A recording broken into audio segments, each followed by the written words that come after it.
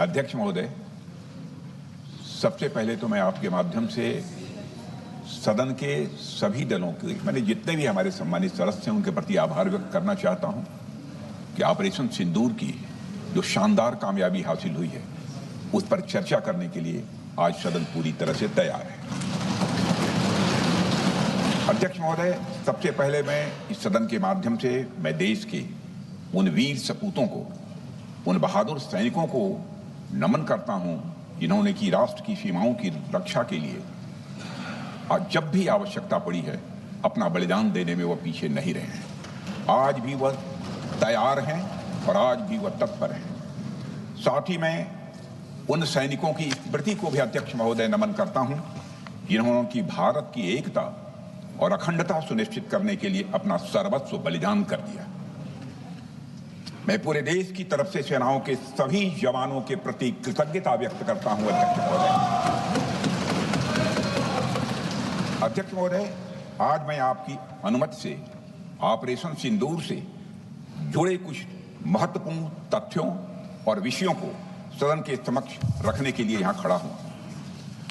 अध्यक्ष महोदय, 6 और 7 मई 2025 को भारतीय सेनाओं ने ऑपरेशन सिंदूर के नाम से एक ऐतिहासिक सैन्य कार्रवाई को अंजाम दिया। यह केवल एक सैन्य कार्रवाई नहीं थी, बल्कि यह भारत की संप्रभुता, उसकी अस्मिता, देश के नागरिकों के प्रति हमारी जिम्मेदारी और आतंकवाद के खिलाफ हमारी नीति का एक इफेक्टिव और डिसाइसिव डिमॉन्स्ट्रेशन था। अध्यक्ष महोदय, जैसा इस सदन को जानकारी है, 22 अप्रैल 2025 को जम्मू कश्मीर के पहलगाम क्षेत्र में एक अमानवीय और कायराना आतंकी हमला हुआ। इस हमले में हमारे 25 निर्दोष नागरिकों सहित एक नेपाली नागरिक की भी जान गई थी। उन निर्दोष लोगों की जान उनका धर्म पूछ कर लिया गया। यह अपने आप में अमानवीयता का सबसे कुत्सित और सबसे घृणित उदाहरण था।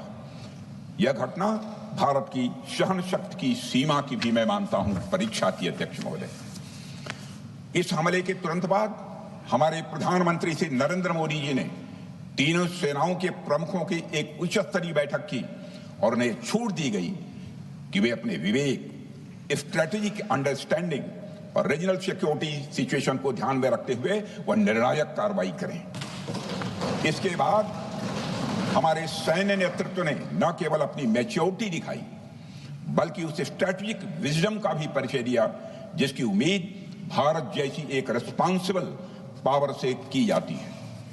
अध्यक्ष महोदय, ऑपरेशन सिंदूर को अंजाम देने से पहले हमारी सेनाओं ने हर पहलू का बहुत ही गहराई के साथ अध्ययन किया।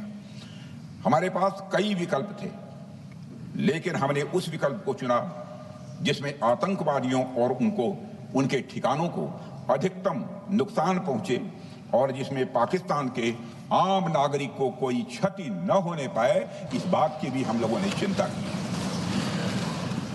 अध्यक्ष महोदय, हमारी सेनाओं द्वारा की गई वेल कोऑर्डिनेटेड स्ट्राइक्स ने 9 टेररिस्ट इंफ्रास्ट्रक्चर टारगेट्स को प्रिसीजन के साथ, सटीकता के साथ हिट किया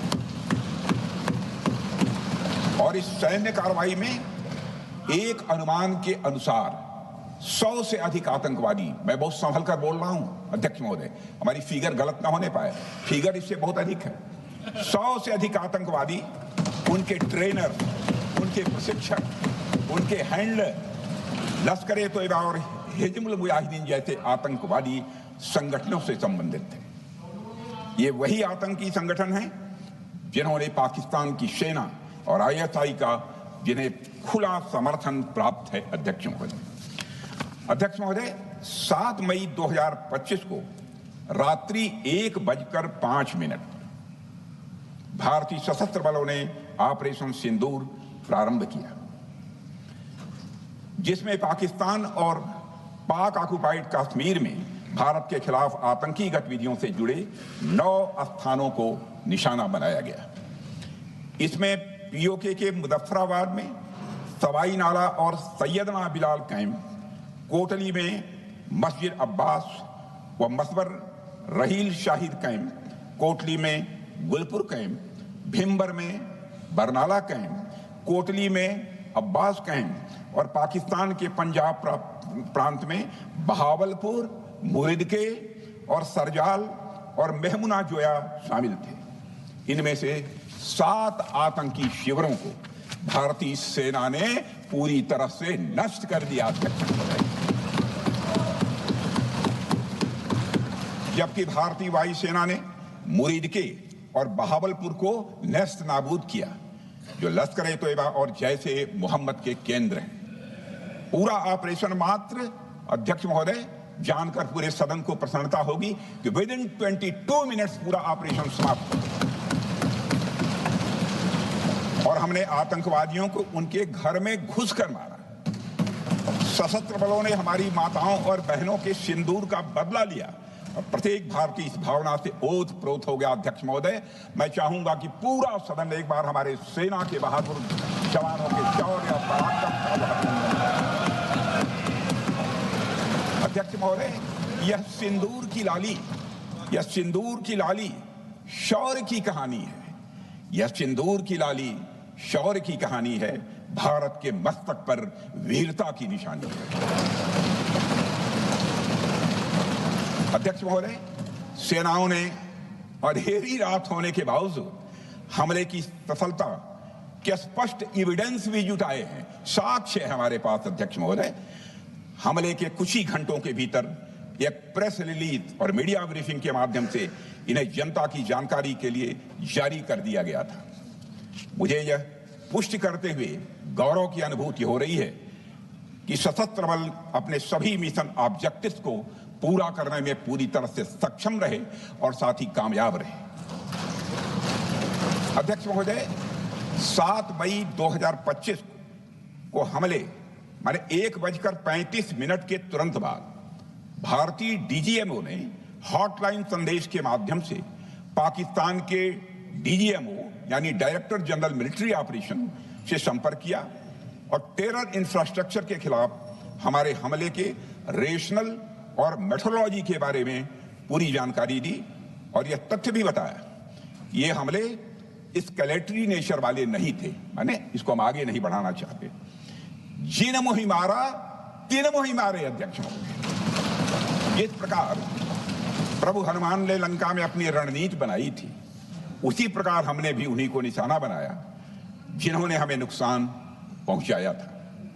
हालांकि पाकिस्तान ने इस रेशनल को समझने से इनकार कर दिया और अगले कुछ दिनों तक सिविलियन और सैन्य ठिकानों पर गोलीबारी करके बड़े पैमाने पर सीज फायर वायलेशन करके स्थिति को एस्केलेट करने की उसने कोशिश की।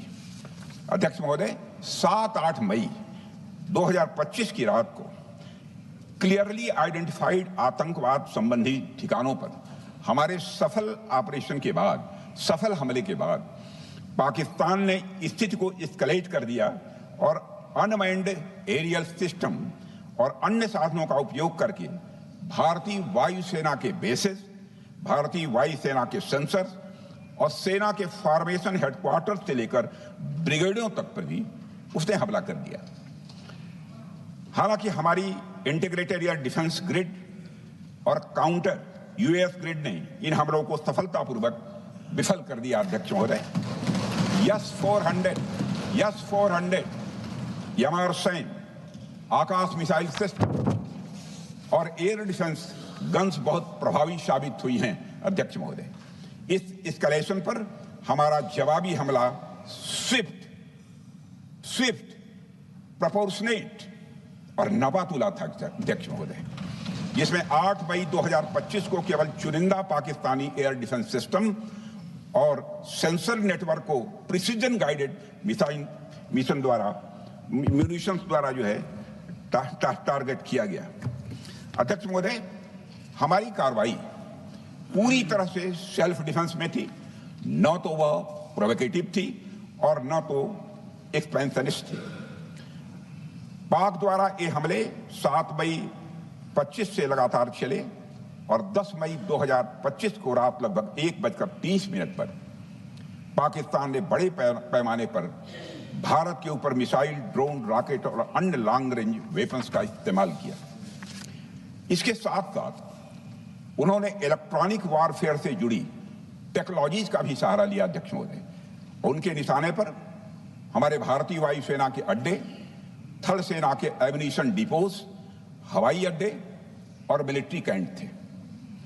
अध्यक्ष महोदय, यह कहते हुए मुझे गौरव की अनुभूति हो रही है कि हमारे air defence system, counter drone system और इलेक्ट्रॉनिक इक्विपमेंट्स ने पाकिस्तान के इस हमले को पूरी तरह से नाकाम कर दिया।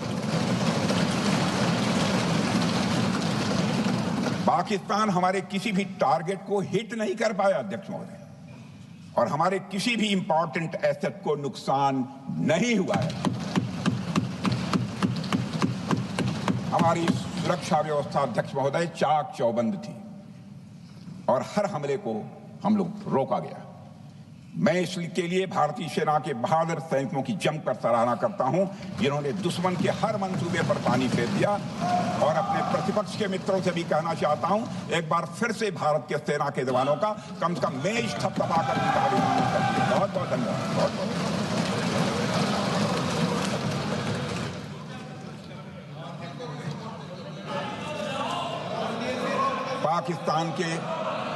पाकिस्तान के इस हमले के जवाब में हमारी कार्रवाई साहसिक थी, ठोस थी और प्रभावी थी।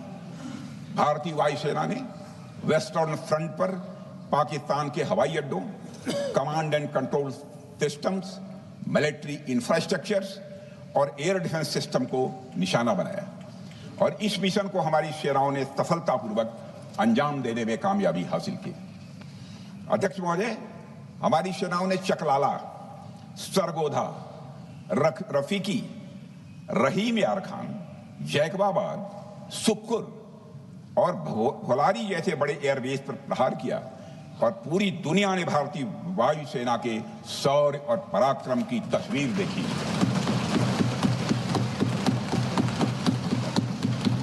अध्यक्ष महोदय, ऑपरेशन सिंदूर ट्राई सर्विसेज कोऑर्डिनेशन का एक बेमिसाल उदाहरण था। जब भारतीय वायुसेना ने आसमान से हमले किए, हमारी थल सेना ने जमीन पर मोर्चा संभाल लिया। हमारे जवान नियंत्रण रेखा पर पूरी ताकत से डटे रहे और पाकिस्तान की हर हरकत का करारा जवाब दिया।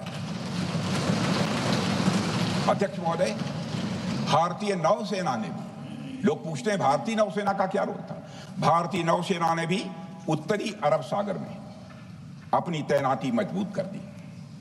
भारतीय नौसैनिकों ने पाकिस्तान को यह साफ संदेश दिया कि हम समुद्र से लेकर जमीन तक पाकिस्तान के हर महत्वपूर्ण ठिकानों पर प्रहार करने में न केवल सक्षम हैं बल्कि हम तैयार हैं। अध्यक्ष महोदय, इस ऑपरेशन का मकसद टेररिस्ट कैंप्स और उनके सपोर्टर्स को टारगेट करना, उन्हें नेस्त नाबूद करना था और यह साफ संदेश देना था कि भारत आतंकवाद के विरुद्ध जीरो टॉलरेंस रखता है। भारत ने कार्रवाई इसलिए रोकी क्योंकि कॉन्फ्लिक्ट के पहले और उसके दौरान जो भी पॉलिटिकल और मिलिट्री ऑब्जेक्टिव्स तय किए गए थे उसे हम पूरी तरह से हासिल कर चुके थे। इसलिए यह कहना, यह मानना कि यह ऑपरेशन किसी दबाव में रोका गया था, यह बेबुनियाद है और सरासर गलत है।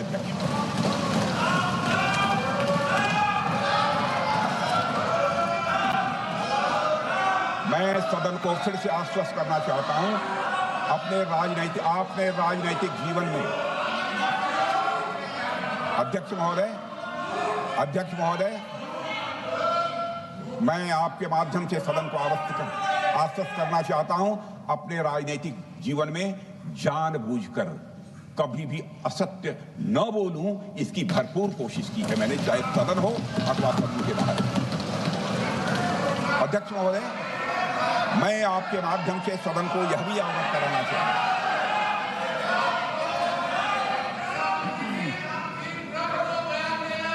प्लीज बैठिए। आप क्यों खड़े? अध्यक्ष महोदय, मैं आपके माध्यम से सदन को यह भी अवगत कराना चाहूंगा कि सीमा पार करना या वहां की टेरिटरी कैप्चर करना इस ऑपरेशन का उद्देश्य नहीं था। ऑपरेशन सिंदूर प्रारंभ करने का मकसद था, अध्यक्ष महोदय, उन टेरर नर्सरीज को खत्म कर देना जिन्हें पाकिस्तान ने बरसों से पाला पोसा था। और यह ऑपरेशन उन मासूम परिवारों को न्याय दिलाने के लिए लॉन्च किया गया था जिन्होंने पाक स्पॉन्सर्ड टेररिस्ट अटैक्स में अपने प्रियजनों को खोया था। हमारी सेनाओं ने सिर्फ उनको टारगेट किया जो इन आतंकियों को सपोर्ट करते हुए भारत पर हमला करने की कोशिश में लगातार शामिल थे। अध्यक्ष महोदय, ऑपरेशन सिंदूर का ओवरऑल पॉलिटिको मिलिट्री ऑब्जेक्टिव यह था कि आतंकवाद के रूप में प्रॉक्सी वार लड़ रहे पाकिस्तान को सजा दी जाए और इसी वजह से आर्म फोर्सेस को पूरी आजादी दी गई थी कि वे अपने टारगेट खुद चुनें और करारा जवाब दें। और इस ऑपरेशन का उद्देश्य कोई भी युद्ध छेड़ना नहीं था, बल्कि फोर्स के डिमॉन्स्ट्रेटिव यूज से एडवर्सरी को झुकने के लिए मजबूर करना था। 10 मई की सुबह जब भारतीय वायुसेना ने पाकिस्तान की मल्टीपल एयरफील्ड पर करारा प्रहार किया तो पाकिस्तान ने हार मान ली है, अध्यक्ष महोदय, और हॉस्टिलिटी रोकने की कोशिश की। अब रोक दीजिए महाराज। उन्होंने एक कोशिश की, हमारे डीएमओ से बात की, महाराज अब रोक दीजिए, बहुत हो गया। यह पेशकश इस कैबिनेट के साथ स्वीकार की गई थी। सुने, रुकिए तो रुकिए, बता दूंगा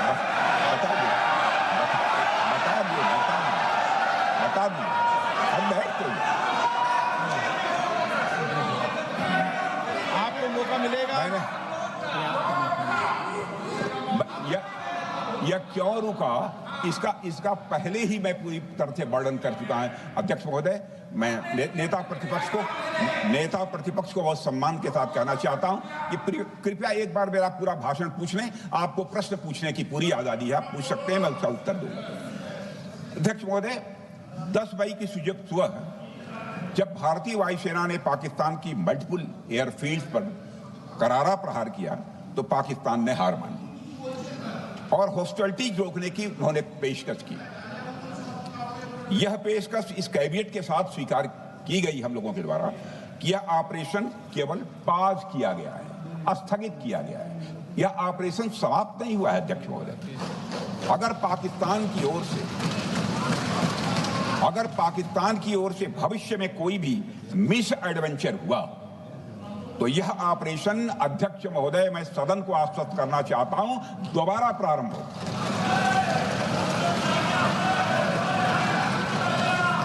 अध्यक्ष महोदय, भारतीय वायुसेना के जबरदस्त हमलों, नियंत्रण रेखा पर थल सेना की मजबूत जवाबी कार्रवाई और नौसेना के हमलों के डर ने पाकिस्तान को झुकने के लिए मजबूर कर दिया।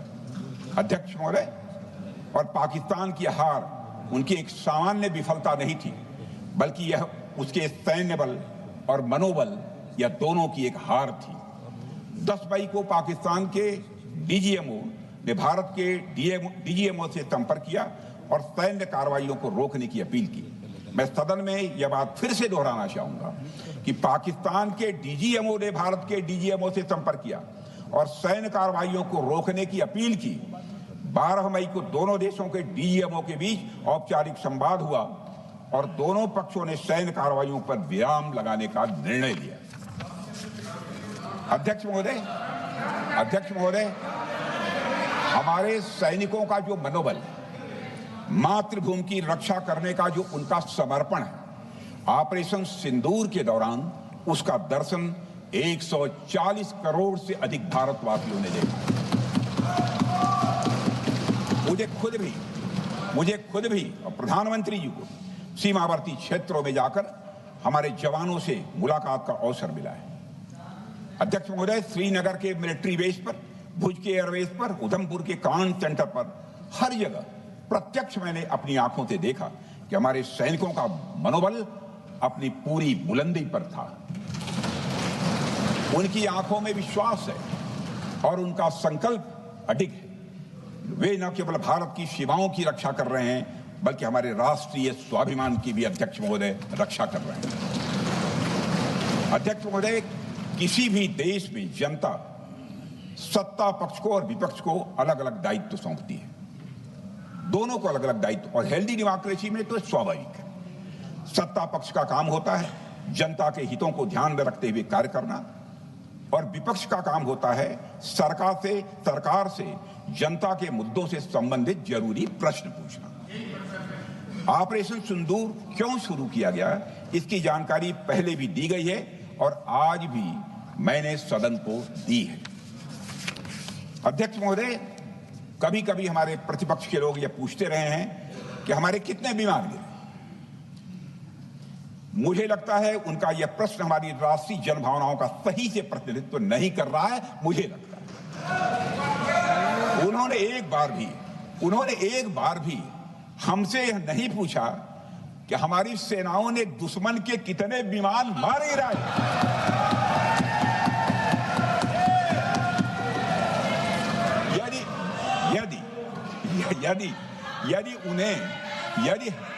यदि उन्हें प्रश्न पूछना ही है अध्यक्ष महोदय, तो उनका प्रश्न यह होना चाहिए, क्या भारत ने आतंकवादी ठिकानों को तबाह किया? तो उसका उत्तर है हाँ।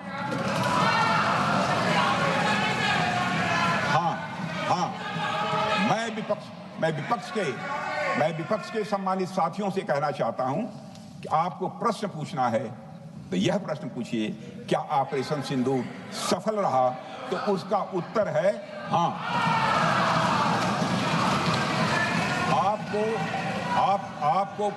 आपको प्रश्न पूछना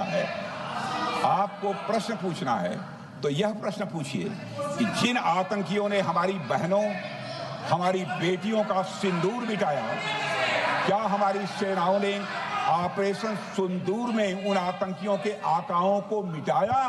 तो इसका उत्तर है हाँ। और आपको प्रश्न पूछना है तो यह पूछिए कि इस ऑपरेशन में क्या हमारे जाबाज सैनिकों को कोई क्षति हुई है? तो उसका उत्तर है नहीं। अध्यक्ष महोदय, लक्ष्य जब बड़े हो तो अपेक्षाकृत छोटे मुद्दों पर हमारा ध्यान नहीं जाना चाहिए। लक्ष्य बड़े हों तो छोटे मुद्दों पर, अपेक्षाकृत जो छोटे मुद्दे होते हैं कंपैरेटिवली, उन पर ध्यान नहीं जाना चाहिए, क्योंकि छोटे मुद्दों पर ही ध्यान देते रहने से देश की सुरक्षा और सैनिकों के सम्मान और उत्साह जैसे बड़े मुद्दों से ध्यान हट सकता है, जैसा कि विपक्ष के हमारे कुछ साथियों के साथ हो रहा है। अब चूंकि विपक्ष के मित्र ऑपरेशन सिंदूर को लेकर उचित प्रश्न नहीं पूछ पा रहे हैं, तो उन्हें मैं क्या बताऊं अध्यक्ष महोदय। मैं लगभग 4 डिकेड से अधिक समय से राजनीति में, सत्ता पक्ष हो या विपक्ष हो, अपनी पार्टी हो या दूसरी पार्टी हो, कभी भी किसी के साथ दलगत राजनीति को मैंने शत्रुतापूर्ण तरीके से जिंदगी में नहीं देखा है मैंने अध्यक्ष हो। इसलिए आज अगर विपक्ष प्रश्न पूछने में असफल है, मैं विपक्ष को उनके इस काम में थोड़ी सी मदद करना चाहता हूं। अध्यक्ष महोदय, मैं विपक्ष के अपने सम्मानित साथियों से कहना चाहता हूं कि यदि आज हम लोग सत्ता पक्ष में हैं, तो ऐसा नहीं है कि हम हमेशा सत्ता पक्ष में ही रहेंगे। यह आवश्यक नहीं है, किसी के लिए आवश्यक नहीं। एक लंबा समय हमने विपक्ष का काम किया है, एक लंबा समय हमने सरकारों से सवाल पूछने में लगाया है। जनता ने जब हमें विपक्ष में रहने का दायित्व सौंपा था, तो हमने विपक्ष में रहकर विपक्ष की भूमिका को बड़े ही सकारात्मक तरीके से निभाया भी। अध्यक्ष महोदय, विपक्ष में रहकर हमने कैसे प्रश्न पूछे, इसके कुछ उदाहरण मैं यहां रखना चाहता हूं। 1962 में अध्यक्ष महोदय, चीन के साथ हुए युद्ध में जब दुखद परिणाम आया, तो हमने उस समय की सरकार से यह पूछे थे, लेकिन वह प्रश्न यह था कि हमारे देश की धरती पर दूसरे देश का कब्जा कैसे हुआ। हमने यह प्रश्न पूछा था कि हमारी सेना और हमारी जनता अपमानित क्यों हुई। हमने यह प्रश्न पूछा था कि बड़ी संख्या में हमारे सैनिक हताहत कैसे हुए। हमने यह प्रश्न नहीं पूछा कि हमारे टैंक हमारी मशीनें, हमारी बंदूकें क्यों ध्वस्त हो गई, यह प्रश्न हम लोगों ने नहीं पूछा। मशीनों और तोपों की चिंता न करके, मशीनों और तोपों की चिंता न करके अध्यक्ष महोदय, हमने देश की टेरिटरी की चिंता की, हमने देश के सैनिकों की। इसी तरह 71 के युद्ध में, 71 के युद्ध में जब हमने पाकिस्तान को सबक सिखाया, मैं उस समय की सरकार को मैं बधाई देना चाहता हूं। हमने अपने राजनीतिक और सैन्य नेतृत्व की प्रशंसा की। हमने ये नहीं देखा कि किस दल की सरकार है, किस विचारधारा की सरकार है, इसकी चिंता नहीं की कभी। हमारे नेता अटल बिहारी वाजपेयी ने संसद में खड़े होकर उस समय के नेतृत्व की प्रशंसा की थी। हमने इस बात की खुशी जाहिर कि हमने अपने शत्रु को सबक सिखाया। हमने उस दौरान यह प्रश्न नहीं पूछा कि सबक सिखाने के दौरान में भारत के कितने प्लेन्स गिरे, भारत के कितने इक्विपमेंट्स बर्बाद हुए। यह प्रश्न अध्यक्ष महोदय उस समय भी हम लोगों ने नहीं पूछा। अध्यक्ष महोदय, यदि मैं इसे और भी प्रैक्टिकल तरीके से समझाऊं, तो किसी भी परीक्षा के परिणाम में रिजल्ट मैटर करता है। यदि किसी परीक्षा में कोई बच्चा अच्छे मार्क्स लेकर आ रहा है तो हमारे लिए उसके मार्क्स मैटर करने चाहिए। हमें इस बात का ध्यान नहीं रखना चाहिए कि एग्जाम के दौरान उसकी पेंसिल टूट गई थी या उसकी पेन खो गई।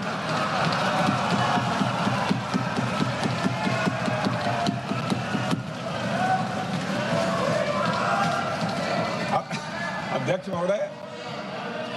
महोदय, अल्टीमेटली रिजल्ट मैटर करता है, और रिजल्ट यह है अध्यक्ष महोदय, अल्टीमेटली रिजल्ट मैटर करता है, और रिजल्ट यह है अध्यक्ष महोदय कि ऑपरेशन सिंदूर के दौरान हमारी सेनाओं ने जो लक्ष्य निर्धारित किया था, उन लक्ष्यों को पूर्ण रूप से प्राप्त करने में हमने कामयाबी हासिल की। अध्यक्ष महोदय, भारत हमेशा से पाकिस्तान सहित अपने पड़ोसी देशों से मित्रता और सहयोगपूर्ण संबंध का सदैव इच्छुक रहा है। इसके लिए भारत की सभी सरकारों ने ईमानदारी से प्रयास भी किए हैं। वह चाहे आदरणीय लाल बहादुर शास्त्री जी हों, या अटल बिहारी वाजपेयी जी हों, या हमारे स्वर्गीय मनमोहन सिंह जी हों, या प्रधानमंत्री श्री नरेंद्र मोदी जी, सभी ने हमेशा चाहा है कि इस इलाके में शांति और समृद्धि बनी रहे। सभी ने यह चाहा। अध्यक्ष महोदय, यह बात हमारी सिविलाइजेशनल वैल्यूज के साथ मेल खाती है, इसलिए ऐसा हुआ। अध्यक्ष महोदय, पूरा विश्व जानता है कि पूर्व प्रधानमंत्री से अटल बिहारी वाजपेयी जी ने शांति का संदेश लेकर 1999 में लाहौर बस यात्रा की थी। वह सिर्फ एक यात्रा नहीं थी, वह यात्रा भारत की संस्कृति और शांति की प्रतीक थी। यह हमारे भारत की प्रकृति थी। लाहौर पहुंचकर श्री अटल बिहारी वाजपेयी जी ने मीनारे पाकिस्तान पर विजिटर्स रूप में जो लिखा था, जिसका जिक्र लोग आज भी करते हैं, और उन्होंने लिखा था, उसकी मैं चर्चा करता हूं। उन्होंने लिखा था कि मीनारे पाकिस्तान से मैं पाकिस्तान की जनता को यह विश्वास दिलाना चाहता हूं कि भारत अस्थायी शांति और मित्रता का आकांक्षी है। मैंने पहले भी कहा है और फिर भी कहता हूं, एक स्थिर और समृद्ध पाकिस्तान भारत के हित में है, इसमें कोई संदेह नहीं होना चाहिए। अध्यक्ष महोदय, यह हमारी सोच थी,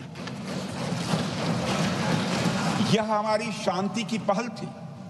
यह पहल हमारी हजारों साल पुरानी सांस्कृतिक चेतना, हमारी नैतिक शक्ति और हमारी सभ्यता के उन मूल्यों से निकली थी जो शांति को शक्ति मानती है। अध्यक्ष महोदय, लेकिन हमारे शांति के प्रयास को हमारी नाइविटी, उदारता या सरलता समझ लिया गया।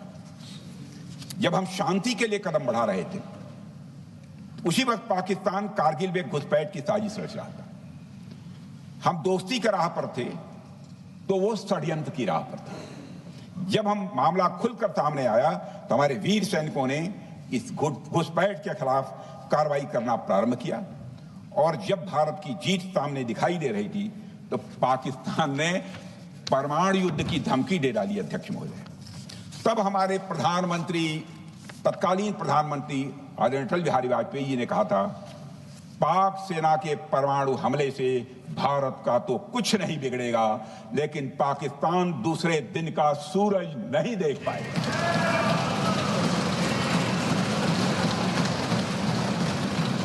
यानी अटल जी जो शांति का पैगाम लेकर गए, वही अटल जी शक्ति का भी परिचय देने में तनिक भी नहीं हिचके। यही है भारत।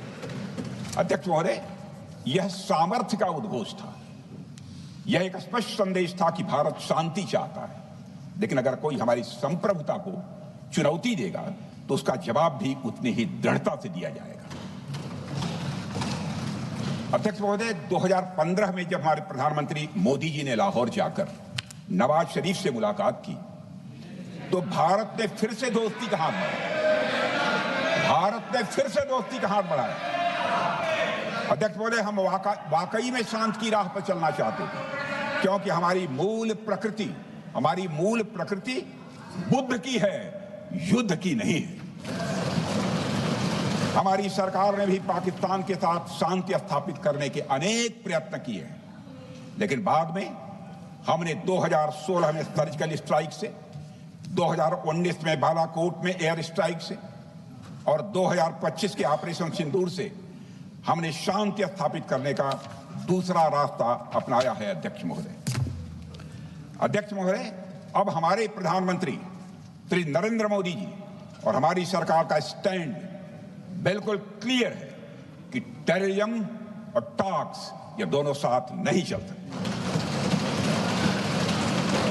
क्योंकि सभ्य मुल्कों के बीच बातचीत होती है। अध्यक्ष महोदय, लोकतांत्रिक देशों में बातचीत होती है, पर एक ऐसा देश जिसके वजूद में लोकतंत्र का एक कतरा भी न हो और सिर्फ रिलीजियस फैनेटिसिज्म, टेररिज्म और हेट्रेड अगेंस्ट इंडिया हो, उसके साथ संवाद किसी भी सूरत में नहीं किया जा सकता, क्योंकि टेररिज्म की भाषा जो अध्यक्ष महोदय होती है वह खून, डर और नफरत है, संवाद नहीं। गोलियों की आवाज में संवाद की आवाज दब जाती है। जहां खून बहता है वहां बातचीत की गुंजाइश अध्यक्ष महोदय नहीं बचती। अध्यक्ष महोदय, पाकिस्तान की वर्तमान स्थिति अब जग जाहिर है। जिस देश ने आतंक को अपनी विदेश नीति का औजार बना लिया, वह अंततः अपने ही जाल में फंस जाता है। पाकिस्तान की नीति और चरित्र को लेकर कोई भ्रम नहीं रहना चाहिए। यह एक ऐसा देश है जो वैश्विक आतंकवाद की नर्सरी है और उन्होंने इसको अपनी स्टेट पॉलिसी का भी एक आधार बनाया हुआ है। अध्यक्ष महोदय, ऑपरेशन सिंदूर के दौरान पूरी दुनिया ने देखा है कि पाकिस्तान में सरकार आतंकवादियों के लिए स्टेट फ्यूनरल का इंतजाम कर रही है और सैन्य अधिकारी भी आतंकवादियों के जनाजे में भाग लेते हैं। यह वही देश है जो सीमा पर सैनिकों से लड़ने का साहस नहीं जुटा पाता, इसलिए निर्दोष नागरिकों, बच्चों और तीर्थ यात्रियों को आतंकवाद का निशाना बनाता है। पाकिस्तान की सेना और आईएसआई आतंकवाद को एक प्रॉक्सी वार के रूप में अध्यक्ष महोदय इस्तेमाल करती हैं और उसके सहारे वे भारत को डिस्टेबलाइज करने का सपना देखती है। अध्यक्ष महोदय, मैं लोकतंत्र के मंदिर में खड़े होकर यह बात कह रहा हूं कि भारत को 1000 कट्स देने का सपना पालने वालों को नींद से जग जाना चाहिए। यह मोदी जी के नेतृत्व वाला नया भारत है जो आतंकवाद के खिलाफ किसी हद तक जा सकता है।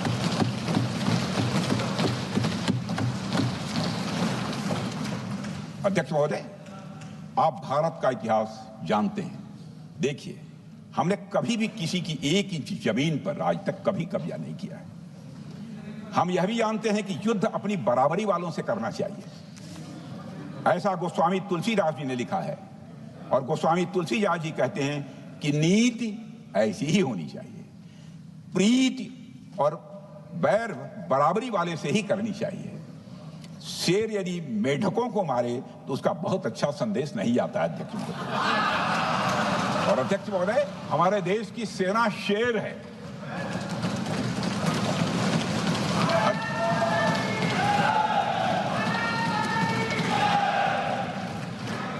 अध्यक्ष महोदय, पाकिस्तान जैसा देश जो साइज, सामर्थ्य, शक्ति और समृद्धि में हमारे आसपास भी नहीं है, उस मुल्क से कैसा मुकाबला? जो मुल्क अपने अस्तित्व के लिए दूसरों पर आश्रित हो, उसके मुकाबले का मतलब है अपना स्तर कम करना। हमारी नीति है आतंकवाद के खिलाफ प्रभावी कार्रवाई करना। हमारा पाकिस्तान विरोध उनकी आतंकवाद की नीति के कारण है, इसलिए पाकिस्तान का हमारा विरोध है। अध्यक्ष महोदय, हम अगर शांति की आशा के लिए हाथ बढ़ाना जानते हैं तो अशांति फैलाने वाले हाथों को उखाड़ना भी जानते हैं। अध्यक्ष महोदय, अगर शांति के प्रयास करना हम जानते हैं तो दुष्टों को जो भाषा समझ में आए उसी भाषा में समझाना भी जानते हैं। सठे साक्ष्यम समाचरेत, अर्थात दुष्ट के साथ दुष्टता का ही व्यवहार करना पड़ता है कभी कभी। अध्यक्ष महोदय, हमने भगवान कृष्ण से सीखा है कि शिशुपाल की 100 गलतियां माफ की जा सकती हैं, पर अंत में धर्म की रक्षा के लिए सुदर्शन चक्र उठाना ही पड़ता है। हमने पार्लियामेंट का अटैक सहा है अध्यक्ष महोदय, 2008 का मुंबई अटैक सहा है, झेला है, लेकिन अब हमने कह दिया है इनफ इज इनफ। अब हमने सुदर्शन चक्र उठा लिया है अध्यक्ष महोदय। अध्यक्ष महोदय, हमारी प्रवृत्ति भगवान राम और भगवान कृष्ण से प्रेरित है, जो हमें शौर्य भी सिखाती है और धैर्य भी सिखाती है। इस सीख का अध्यक्ष महोदय, इस सीख का हम प्रधानमंत्री नरेंद्र मोदी जी के नेतृत्व में हमारी विदेश और अपनी रक्षा नीति में सीधा प्रयोग कर रहे हैं। आज भारत पहले दोस्ती का हाथ बढ़ाता है, लेकिन अगर कोई देश धोखा दे तो उसकी कलाई भी मरोड़ना जानता है। अध्यक्ष महोदय, हमारी नीति स्पष्ट है कि हमने एक समय लाहौर बस यात्रा की भाषा में बात की थी तो पाकिस्तान ने हमारी उस भाषा को नहीं समझा, तो अब हम उन्हें बालाकोट स्ट्राइक की भाषा में जवाब देंगे। अध्यक्ष महोदय, भारत के लिए शांति हमारी प्रायोरिटी है, हमारी प्राथमिकता है और हमारी शक्ति उसका आधार है। भारत के लिए शांति प्राथमिकता है और हमारी शक्ति उसका आधार है। यह शक्ति हमारे सामर्थ्य से पैदा हुई है अध्यक्ष महोदय, और यह सामर्थ्य पिछले 11 साल में कई गुना बढ़ गया है। मैं ये नहीं कहता हूं पहले नहीं था, पहले था, लेकिन अब कई गुना बढ़ गया। आज भारत विश्व की चौथी सबसे बड़ी अर्थव्यवस्था है और अभी आई मॉर्गन स्टैनली के रिपोर्ट के मुताबिक 2028 तक विश्व की तीसरी सबसे बड़ी अर्थव्यवस्था बनने की ओर भारत चल रहा है। अध्यक्ष महोदय, आर्थिक उन्नति के साथ साथ भारत के रक्षा क्षेत्र में 2014 से उल्लेखनीय परिवर्तन, रिमार्केबल चेंज आया है। आज का भारत डिफेंस सेक्टर में आत्मनिर्भरता, सेल्फ रिलायंस और स्वदेशी उत्पादन की दिशा में तेजी से आगे बढ़ रहा है। अध्यक्ष महोदय, आज हम हर दृष्टि से समर्थ भी हैं और सक्षम भी हैं। अध्यक्ष महोदय, मैं सदन को यह भी जानकारी देना चाहता हूं, उसके बाद जब प्रश्न पूछा गया हमारे सारे चीफ से, सीडीएफ से, डिफेंस सेक्रेटरी से, क्या ऑपरेशन के लिए तैयार हैं, क्षण भर की देर नहीं लगाई, सबने बोला यस सर। अध्यक्ष महोदय, ऑपरेशन सिंदूर हमारे सामर्थ्य का ही प्रतीक था, जिसमें हमने दिखा दिया कि अगर कोई हमारे नागरिकों को मारेगा तो भारत चुप नहीं बैठेगा। भारत की आत्मरक्षा के लिए हमारा राजनीतिक तंत्र और नेतृत्व बिना किसी दबाव के काम करेगा। हमारी मिसाइल फिजिकल सीमाएं लांघेंगी अध्यक्ष महोदय, और हमारे वीर सैनिक दुश्मन की कमर तोड़ेंगे। अध्यक्ष महोदय, हम आतंकवाद को उसके हर रूप और स्वरूप में पूरी तरह समाप्त करने के लिए पूरी तरह से प्रतिबद्ध हैं, और इस संदर्भ में हमें एक महत्वपूर्ण बात समझनी होगी। Pakistan sponsored terrorism is not random madness, there is a method in this madness. यह एक सुनियोजित रणनीति है, यह एक फंडामेंटल रेज है। अध्यक्ष महोदय, प्रसिद्ध लेखक वीएस नायपाल ने सही कहा था, पाकिस्तान में होना एक ऐसी अल्टरनेट और कंट्रास्टिंग रियलिटी है, where war is peace, freedom is slavery, ignorance is strength. यानी यहां युद्ध ही शांति है, गुलामी ही स्वतंत्रता है और जिहालत यानी अज्ञानता ही ताकत है। अध्यक्ष महोदय, इसलिए पाकिस्तान द्वारा प्रायोजित आतंकवाद कोई पागलपन नहीं है। पाकिस्तान द्वारा प्रायोजित आतंकवाद कोई पागलपन नहीं है, यह एक सोची समझी साजिश का हिस्सा है। यह एक ऐसी प्रक्रिया है जो आतंक को एक पॉलिटिकल टूल की तरह इस्तेमाल करती है। यह सिर्फ आतंकवाद नहीं, यह एक टूल किट है, एक ऐसा टूल किट जिसे पाकिस्तान की सेना और उसकी एजेंसियां एक नीति की तरह अपनाए हुए हैं। This tool kit is in opposition to civilized code of conduct that the rest of the world prefers to abide by. यानी यह टूल किट उस सिविलाइज्ड कोड ऑफ कंडक्ट के खिलाफ है जिसे दुनिया का हर जिम्मेदार देश मानता है। अध्यक्ष महोदय, यह एक कट्टरपंथी सोच की उपज है जिसमें सहिष्णुता के लिए कोई जगह नहीं। हमारा पाकिस्तान के साथ कोई सीमा का संघर्ष नहीं है अध्यक्ष महोदय, बल्कि यह सभ्यता बनाम बर्बरता का संघर्ष है। पाकिस्तान के हुक्मरान जानते हैं कि उनके सैनिक युद्ध के मैदान में भारत से नहीं जीत सकते, इसलिए वे आतंक को पालते ही नहीं, उन्हें प्रशिक्षण देते हैं और फिर दुनिया के सामने खड़े होकर निर्दोष बनने की कोशिश करते हैं। अध्यक्ष महोदय, पाकिस्तान दोहरे मापदंड और झूठ की बुनियाद पर खड़ा हुआ एक ऐसा देश है जो अब फेल्ड स्टेट के तौर पर देखा जा रहा है।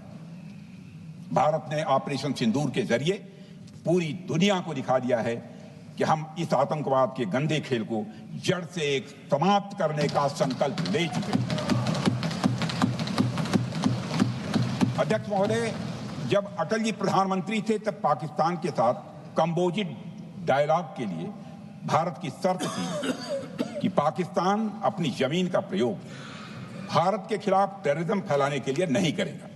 एक कंपोजिट डायलॉग के लिए भारत की शर्त थी, जिसे पाकिस्तान ने भी मान लिया था उसमें। लेकिन दुर्भाग्य से 2009 में शर्म एल शेख में तत्कालीन सरकार ने एक बड़ी भूल की, जब कंपोजिट डायलॉग प्रोसेस से पाकिस्तान प्रायोजित आतंकवाद को डीलिंक कर दिया गया। यानी बातचीत जारी रखने के लिए पाकिस्तान द्वारा अपनी जमीन को आतंकवाद के लिए प्रयोग न करने की शर्त को ही डाइल्यूट कर दिया गया। मैं मानता हूं यह भारत की स्ट्रेटेजिक पोजीशनिंग को कमजोर करने वाला एक कदम था। अध्यक्ष महोदय, ऐसी ही एक और गंभीर चूक तत्कालीन सरकार ने 2006 में हवाना में भी हुई थी, जब पाकिस्तान को आतंकवाद का विक्टिम माना गया और एक ज्वाइंट एंटी टेरर मैकेनिज्म बनाने पर सहमति भी हुई थी। 2006 की बात कर रहा हूं। अध्यक्ष महोदय, यह सोचने वाली बात है कि जो देश आतंक को पैदा करता है, उसे पालता है, उस देश को ही आतंक से पीड़ित मान लेना कितना बड़ा स्ट्रेटेजिक ब्लंडर है। अध्यक्ष महोदय, आतंकवाद के खिलाफ हमारी लड़ाई अब केवल सीमा पर नहीं है, बल्कि वैचारिक मोर्चों पर भी लड़ी जा रही है। इसी उद्देश्य से प्रधानमंत्री जी कई हाई लेवल डेलीगेशंस का गठन भी उन्होंने किया था, जिसमें हमारे लगभग अधिकांश दलों के सम्मानित सदस्य उसमें शामिल थे। उसमें विभिन्न राजनीतिक दलों के रिप्रेजेंटेटिव शामिल थे और सचमुच इस समिति ने वैश्विक मंचों पर जाकर भारत की बात बहुत ही प्रभावी तरीके से रखी और आतंकवाद के विरुद्ध वैश्विक समर्थन को उन्होंने मजबूत किया। अध्यक्ष महोदय, मैं उन सभी डेलीगेशन के सम्मानित सदस्यों के प्रति शीश झुकाकर आभार व्यक्त करना चाहता हूं, जिन्होंने भारत का आतंकवाद के खिलाफ स्टैंड तथा जीरो टॉलरेंस की पॉलिसी और ऑपरेशन सिंदूर के बारे में दुनिया के देशों को सही तरीके से अवगत कराया, प्रभावी तरीके से अवगत कराया। अध्यक्ष महोदय, ऑपरेशन सिंदूर को लेकर सर्वदलीय बैठक भी हुई। I am very happy to tell the house that during Operation Sindoor, all the political parties of the country kept aside all ideologies and differences and showed solidarity with the nation, with the soldiers and with the government. फिर इसके लिए आभार व्यक्त करता हूं। मुझे लगता है यही इस देश के लोकतंत्र की खूबसूरती है। अध्यक्ष महोदय, जैसा कि हमारे माननीय प्रधानमंत्री मोदी जी ने भी कहा है कि ऑपरेशन सिंदूर अभी रुका है, समाप्त नहीं हुआ है। यदि आवश्यकता पड़ी, यदि पाकिस्तान फिर किसी नापाक हरकत की कोशिश करता है तो हम और भी कठोर और निर्णायक कार्रवाई करने के लिए तैयार हैं। अध्यक्ष महोदय, ऑपरेशन सिंदूर के माध्यम से पाकिस्तान के मन में भारत को लेकर जो बहुत बड़ी गलतफहमी थी वह हमने दूर कर दी है। और मेरी दूर थोड़ी बहुत बची यदि भई होगी तो उसको भी दूर कर देंगे। अध्यक्ष महोदय, मुझे महाकवि राष्ट्र कवि रामधारी सिंह जी दिनकर की कुछ पंक्तियां याद आती हैं। अध्यक्ष महोदय, क्षमाशील हो रिपु समक्ष, क्षमाशील हो रिपु समक्ष, तुम हुए विनत जितना ही, दुष्ट कौरवों ने तुमको कायर समझा उतना ही। अध्यक्ष महोदय, भारत ने न केवल अपनी सैन्य क्षमता का प्रदर्शन किया, बल्कि अपनी राष्ट्रीय दृढ़ता, नैतिकता और राजनीतिक कुशलता का भी परिचय दिया है। भारत अब किसी भी आतंकी हमले का निर्णायक और स्पष्ट उत्तर देगा। अध्यक्ष महोदय, हमने एक नई लक्ष्मण रेखा खींच ली है। अब आतंकवाद को आश्रय और समर्थन देने वालों को कोई शरण नहीं मिलेगी। और अध्यक्ष महोदय, भारत किसी भी तरह के न्यूक्लियर ब्लैकमेलिंग या दबावों के आगे अब झुकने वाला नहीं है।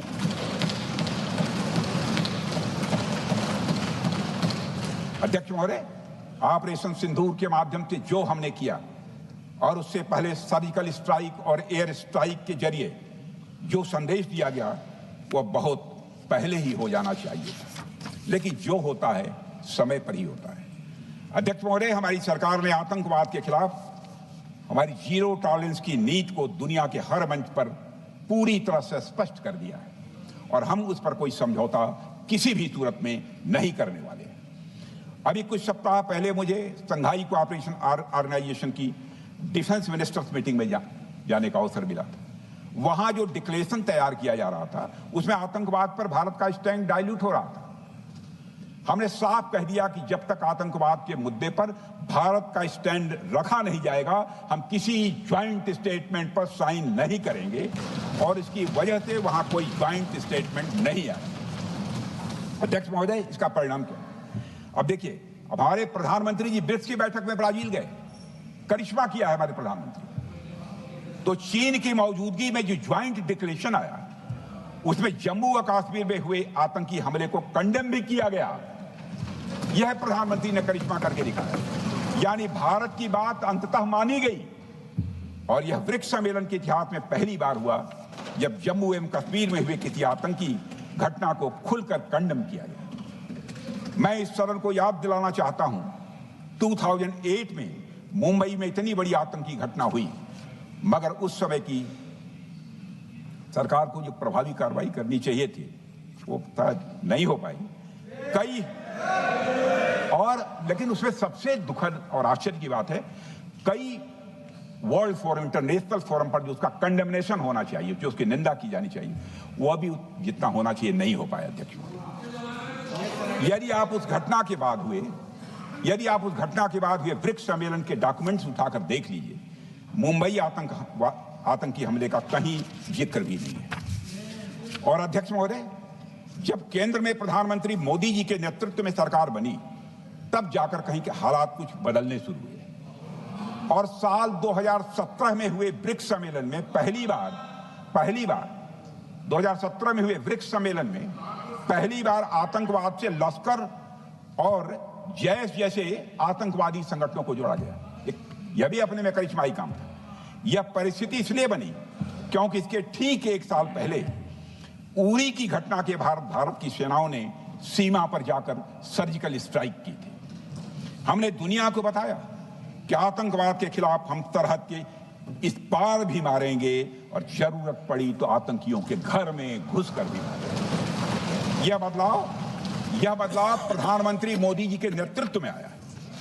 अध्यक्ष महोदय, यह वही नीति है जो पहले की सरकारों को भी अपनानी चाहिए थी। उन सरकारों को जिनके शासनकाल में भारत ने सबसे भीषण आतंकी हमलों का सामना किया, जिनमें 2008 का मुंबई हमला आज भी हर हिंदुस्तानी के जेहन में बैठा हुआ है, जिंदा है, एक न भूलने वाली त्रासदी के रूप में जिंदा है। अध्यक्ष महोदय, मैं श्री प्रणब मुखर्जी जी ने अपनी किताब द कोलिशन ईयर्स में लिखा है, मेरे पास है भी वो, कोलिशन ईयर्स में लिखा है कि जब मुंबई अटैक हुआ था, प्रणोदा ने लिखा है, जब मुंबई अटैक हुआ था, India had evidence that the terrorist came from Karachi port. Pakistan के नॉन स्टेट एक्टर्स के बहाने पूरी दुनिया में, नॉन स्टेट एक्टर्स के बहाने को पूरी दुनिया में कोई मान नहीं रहा था। उन्होंने लिखा है प्रणोदा ने, and I quote, amid heated debates within the cabinet, there was a demand for military intervention which I rejected. यह उन्होंने लिखा, मैंने नहीं लिखा है, अनकोट। अध्यक्ष महोदय, भारतीय विदेश सेवा के एक वरिष्ठ अधिकारी ने भी अपनी किताब में इस बात की पुष्टि की है, जिनका नाम है अजय विसारिया, और वो शायद फॉरेन सेक्रेटरी थे, कि मुंबई हमले के तुरंत बाद एक उच्च स्तरीय बैठक हुई थी जिसमें तत्कालीन विदेश मंत्री प्रणोदा ने पूछा व्हाट शुड बी डन। तो विदेश सचिव शिवशंकर मेनन जी ने सुझाव दिया कि भारत मोरदके में लश्कर ए तोयबा के मुख्यालय पर क्रूज मिसाइल से हमला कर सकता है। यह सुनकर प्रणोदा ने चश्मा उतारकर साफ किया और सभी अधिकारियों को धन्यवाद देकर बैठक समाप्त कर दिया। अध्यक्ष महोदय, उस समय की सरकार ने जो सही समझा वो किया, पर मैं मानता हूं कि अगर तब की सरकार ने भी 2016 सर्जिकल स्ट्राइक, 2019 एयर स्ट्राइक जैसे निर्णायक और कठोर कदम उठाए होते तो पाकिस्तान की स्ट्रेटेजिक कैलकुलस बदल सकती थी। एक पावरफुल और डिसाइसिव एक्शन पाकिस्तान और उनकी सेना के द्वारा इस 500 टेररिस्ट ऑर्गेनाइजेशंस के लिए बड़ा डिसइंसेंटिव साबित हो सकती थी। अध्यक्ष महोदय, 2008 में मुंबई हमलों के बाद उस समय की सरकार ने सिर्फ बातचीत का मार्ग चुना था। मैं स्पष्ट करना चाहता हूं, यह कोई आलोचना नहीं है अध्यक्ष महोदय, न उस सरकार की, न उस समय के प्रधानमंत्री की, और न ही उन नेताओं की। उस समय की लीडरशिप को जो सही लगा उन्होंने वह निर्णय लिया। अध्यक्ष महोदय, बस मैं इतना ही कहना चाहता हूं कि आज का भारत अलग सोचता है और अलग तरीके से काम करता है। हमारा मानना है यह आपका प्रतिद्वंदी आतंक को रणनीति बना चुका हो और बातचीत की भाषा नहीं समझता हो तो standing firm and being decisive के अलावा कोई विकल्प नहीं बचता है। अध्यक्ष महोदय, आज हमारे प्रधानमंत्री मोदी जी के नेतृत्व में भारत वह देश नहीं रहा जो पहले था। Two-day doziers have been replaced by decisive action. Two-day doziers have been replaced by decisive action. आज भारत सहता नहीं है, भारत जवाब देता है। अध्यक्ष महोदय, आज भारत आतंक की जड़ तक जाता है और उसे उखाड़ फेंकने का सामर्थ्य रखता है। अध्यक्ष महोदय, मैं इस सदन को और देश की जनता को यह विश्वास दिलाना चाहता हूं कि हमारी सरकार, हमारी सेनाएं और हमारी लोकतांत्रिक संस्थाएं सब मिलकर, हम और ये सारे लोग सभी मिलकर देश की एकता, अखंडता और सुरक्षा के लिए जो भी कदम उठाना आवश्यक होगा वह कदम उठाएंगे और उसके प्रति हम पूरी तरह से कमिटेड हैं। अध्यक्ष महोदय, अंत में मैं केवल इतना ही कहना चाहता हूं, यह समय एकजुट होकर अपनी सुरक्षा, संप्रभुता और आत्मसम्मान की रक्षा के संकल्प को और अधिक मजबूत करने का है। हमें यह याद रखना होगा कि हमारी सामाजिक और राजनीतिक एकता ही यह हमारी सबसे बड़ी ताकत है। अध्यक्ष महोदय, आतंकवाद को समर्थन देने वालों को यह स्पष्ट संदेश चला गया है कि भारत अपनी मातृभूमि की रक्षा के लिए पूरी तरह से संकल्पबद्ध है। आइए हम सभी दलगत भाव से ऊपर उठकर, आइए हम सभी दलगत भाव से ऊपर उठकर संगच्छध्वम संगवरध्वम के मंत्र से प्रेरणा लेकर एक साथ खड़े हो जाएं और हम इस राष्ट्रीय संकल्प को मजबूत करें। यही हम सबका राष्ट्रीय दायित्व है। और इन्हीं शब्दों के साथ अध्यक्ष महोदय, आपने मुझे विचार रखने का अवसर दिया। आपके प्रति आभार व्यक्त करते हुए और अपने सभी सम्मानित सदस्यों के प्रति धन्यवाद की व्यक्त करते हुए अपना निवेदन समाप्त करता हूं। सबने शांतिपूर्वक